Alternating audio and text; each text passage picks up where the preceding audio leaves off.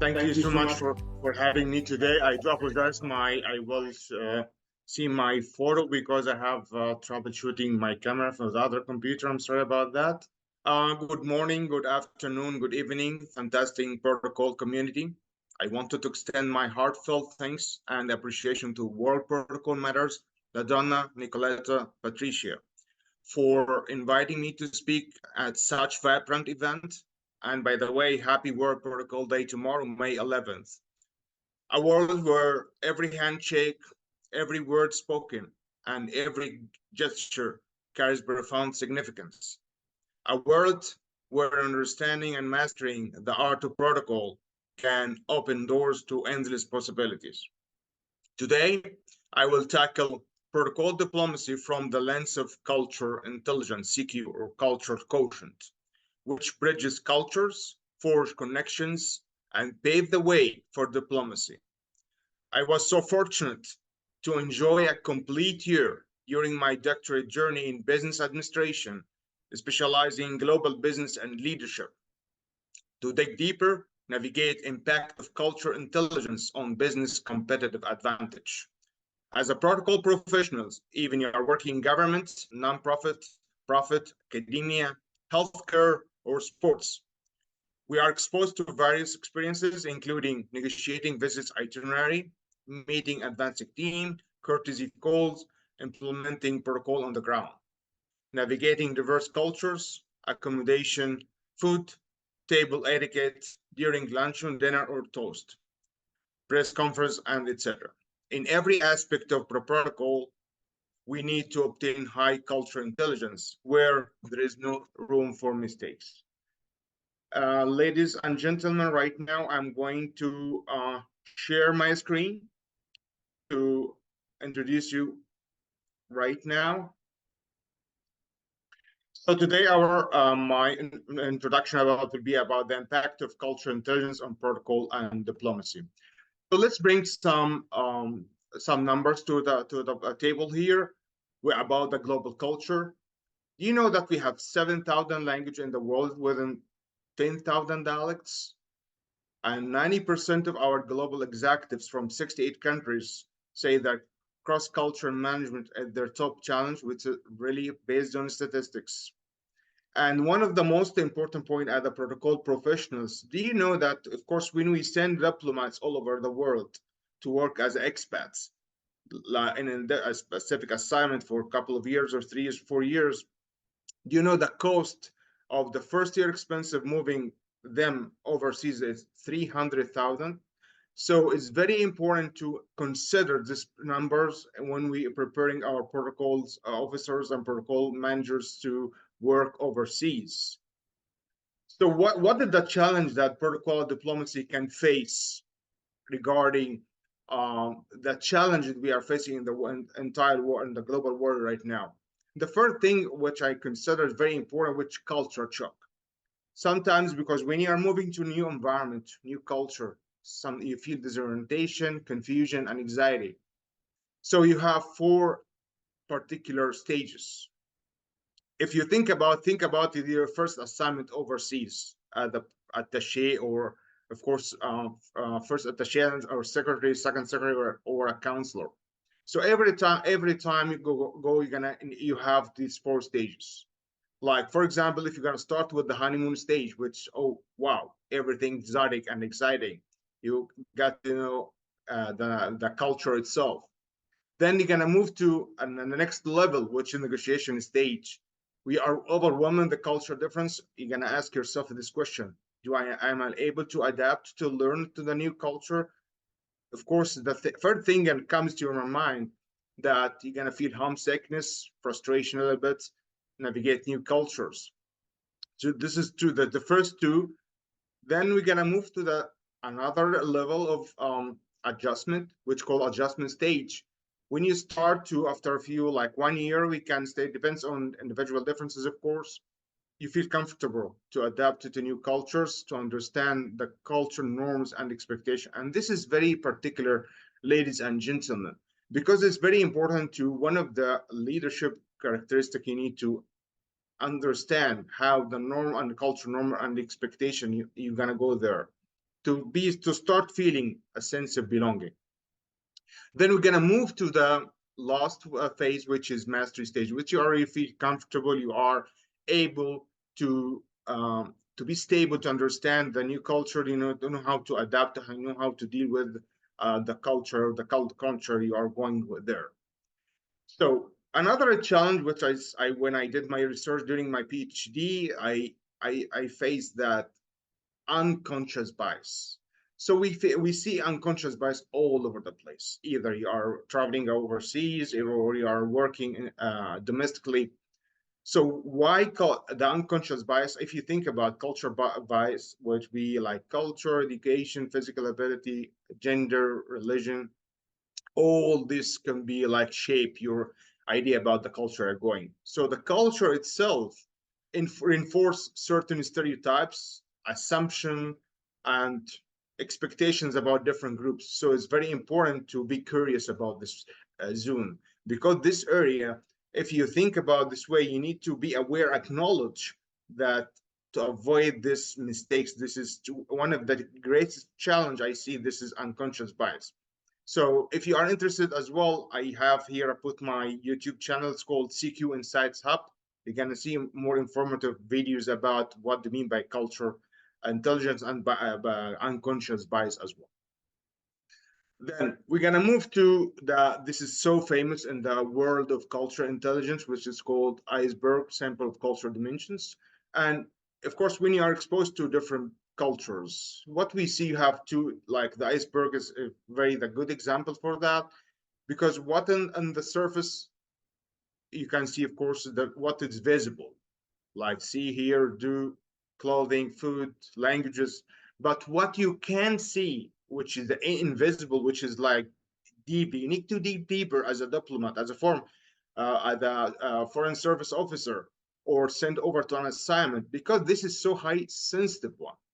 And what we need to dig deeper, and of course based on your knowledge and your motivation and your information as well, the attitudes, the like beliefs, values, this is going to shape the other culture, and you should be aware of everything around you, because to avoid faux pas.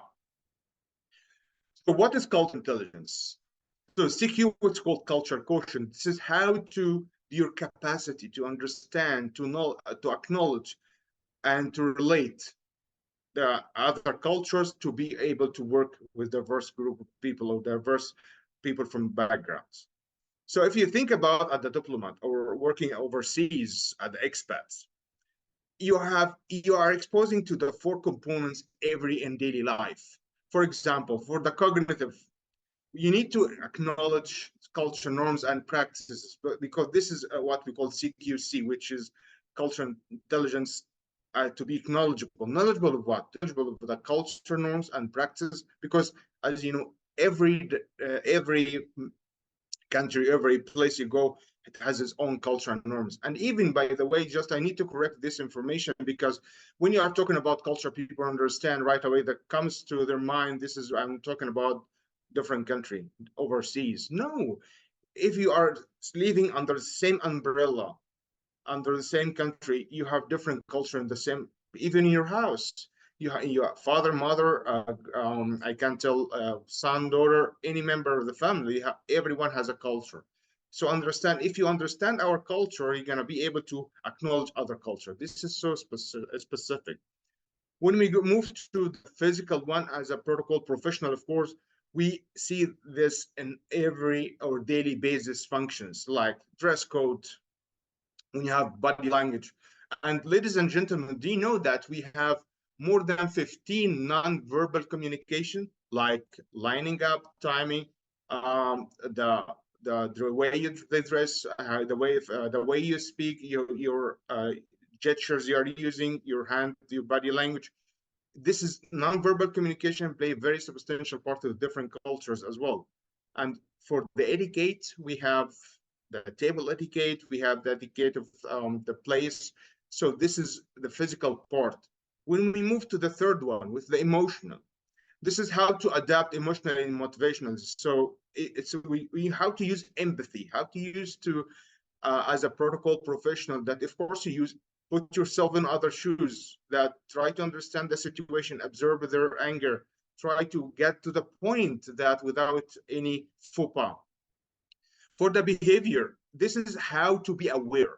This is how to aware what is the conclusion, what after you acknowledge and you are dealing with people from different cultures, what is interaction and what is impacting your behavior. So this are the very important four components of cultural intelligence.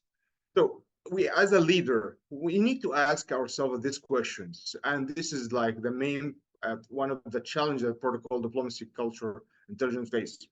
So do you ask yourself, do you have the cultural desire, like the motivation to learn, to engage in the process of CQ? Do you have the knowledge? How do people culture fit? So how you fit firstly, and how to people fit with you and engage with you as well.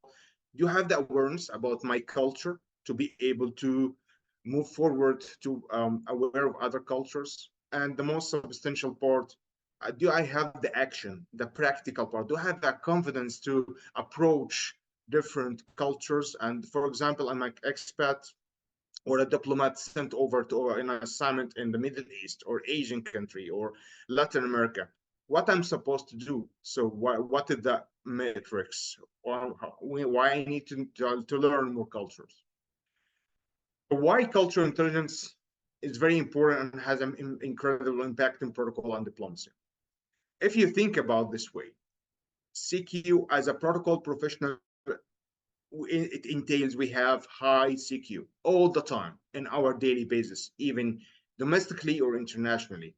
So why CQ gonna help? How CQ gonna help us? So for example, if you need to build up global teams. So the global teams is very important to build up, because the first thing you're gonna do to build trust, to build relationship, because a lot of countries all over the world, like Latin American, Asian countries, they base their business, the core value of how to build the trust and build a relationship. And in the meantime, if you are sitting in the negotiation table, like for example, you have doing business with different group of or different negotiating different problem world or international issues, how to improve the conflict resolution, and by being like having high CQ. Because when you have CQ, mean that you are aware of your culture, aware of other cultures, you understand how to avoid any mistakes or faux pas with the other part or your counterpart. And for this one, if you put in consideration, you are prepared to have high cultural intelligence, so you will be able to solve any issues. This is one of the core of the culture values, because it's very important to understand culture values among all, among, of course, your community, among your members of your family. If you are negotiating like a problem or an issue, or resolving an issue, so it's very important to understand the culture value of who are dealing with. Like, of course, what this is one of the famous of the cultural intelligence world. This is versus like low context direct or high context with communication. This is two ways of communication with people. Like some countries, some continents or subgroups, they prefer to be direct, like in the United States, like straightforward to the point. We need to this is follow regulation. Others in high context, like in Asian countries, for example, you follow indirect. For another, for identity, you have individualism versus collectivism.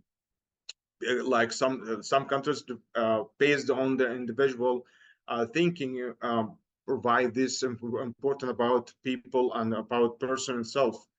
And other countries prefer to work like a teamwork, building trust, building relationship.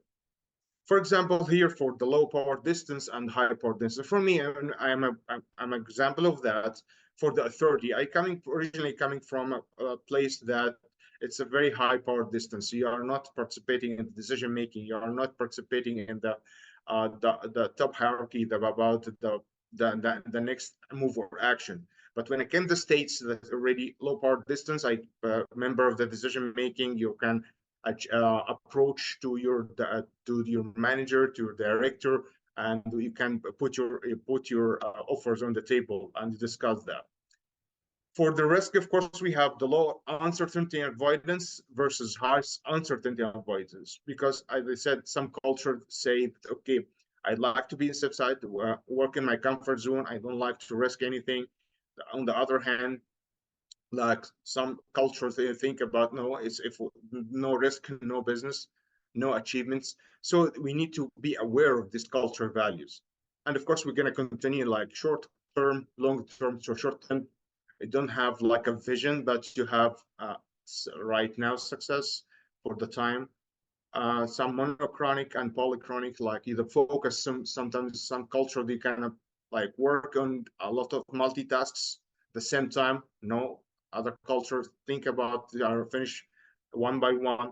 So this is culture value are very important. And let's bring something very interesting here about how multicultural manners, because of course multicultural manners matters. Of course, for example, give you like in how to handle this with Asian. Of course, we have every country, every continent has different unique parts about their culture with respect, of course. Like, for example, if you're going to talk about yellow tax with the Chinese, there is a relationship separation. Colors also plays a very substantial part, because if you think about white, it's a color in Asian countries, it's a color of mourning, it's sadness, and numbers as well. Like number four has a death connotations. Very important to put it, to understand the calendar of religious holidays, for example, in the Middle East or Islamic world, like Ramadan, for example, how to do business and how to understand the culture of our people. So it's a lot of things that you should be put in consideration and should have at the protocol officers and protocol people here. We need to understand that it's very substantial to consider this point, because to avoid any faux pas on the other culture, because any sensitive, because this is highly sensitive matters. If you think about it, you need to consider this as a part of when you understand the other culture. Other leaders in the diplomatic world or diplomacy, what we are supposed to do, how to lead our team, how to put protocol diplomacy to attain high CQ. It's not simple, but it's not impossible. Like, for example, if you'd like to, you need to get like awareness about cross-cultural communication, how other culture can communicate, to avoid any faux pas. Course training plays a very substantial part. It's very important to, before sending diplomats overseas, you need to put them in training about culture and sensitivity to uniqueness itself. When you are diverse from different walks of life, you have different way of thinking. We are collecting all this information to the table, so we'll be able to build this inclusive and diverse team. We should embrace diversity. Embracing diversity is very important. Every aspects of protocol, like thinking, walking through issues, like understanding others, adapting leadership style. And this is very, very substantial, because of course we have different leadership styles, but the most important to be adaptive according to time, to place, to culture, to people. When you adapt, this is your leadership, you will be flexible, you will be able to understand others, and will fix a lot of issues all over us. And of course, as our protocol professionals, we have this capacity to do that, because we all face a lot of issues, a lot of like pop quizzes, like in the ground, when you apply protocol on the ground. Like, I remember one of these days when I have been working as a protocol officer, one of the VIPs on before they to land with their flights to on the ground, they don't have like a connection with the walkie-talkies, and so it's like a big problem, because they won't work with their walkie-talkie in the ground in the territory they're visiting. So we need to have to communicate right away to interact and solve this problem. And without high CQ, if you don't get the problem, you won't be able to fix it. So this is my pre-presentation, ladies and gentlemen, our respectful and distinguished, I can say this is protocol professionals.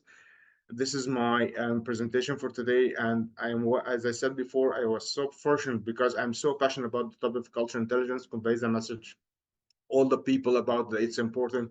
And of course, we have a lot of examples, a lot of information and to share. And if you have any questions, I'll be more than happy to answer them. And here's my contact information for any I can add any advice. And thank you so much for listening.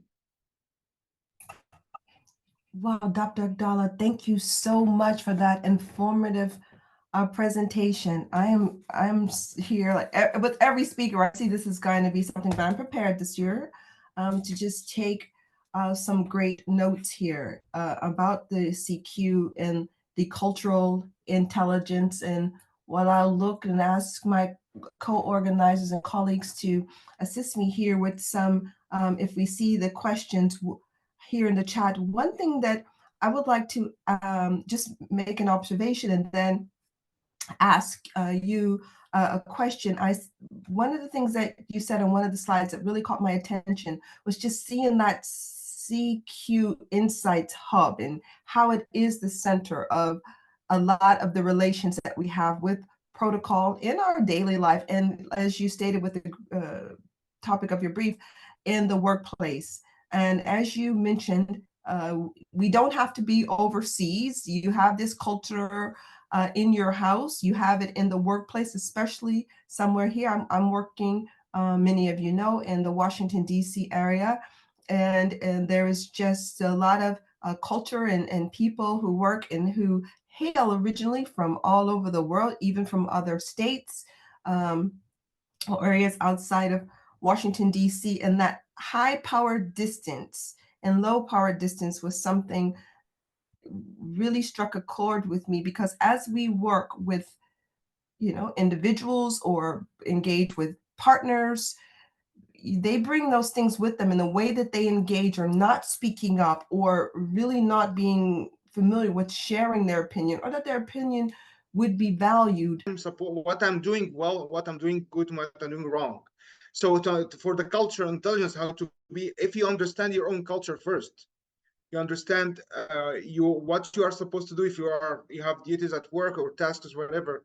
So when you understand your own cultures, you will have the motivation. First thing that you need to have the drive, and because motivation, what I believe, and I'm so passionate about, drive makes a huge difference. Because for example, I remember one of my instructors like 25 years ago.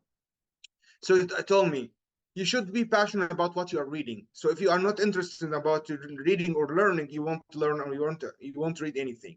So the first thing, you should have the drive. The drive is very important. So as I said, I need to have the drive to learn. Then after having the drive, I will acknowledge and understand other cultures. The third part, I need to have a strategy. So what is my strategy to apply this? Then after all these three phases, I move to actions. So as I said, this is drive. The first step is drive, and to be passionate about learning. Because do you know why? Knowledge is power. When you be aware of something unknown or uncertain to you, of course you will have curious to learn about it, to read about it, to navigate more, to get more information. So my answer, of course, and of course it has no specific answer because it's open one, but the drive and motivation that brings everything up in our deeply inside. Thank you for You're that. welcome. Thank you so much. Patricia or Nicolette, are there any questions? There are lots of things. I hope you get a chance to read the comments here. Thank you for this eye-opening presentation. Here, and I see here one question: can counterculture influence cultural intelligence? I can say, of course, because when you mean counter cultures, so you mean the other cultures, correct? Yeah, I want to believe so. Yes, thank you. So first of all, this is a kind of a blend.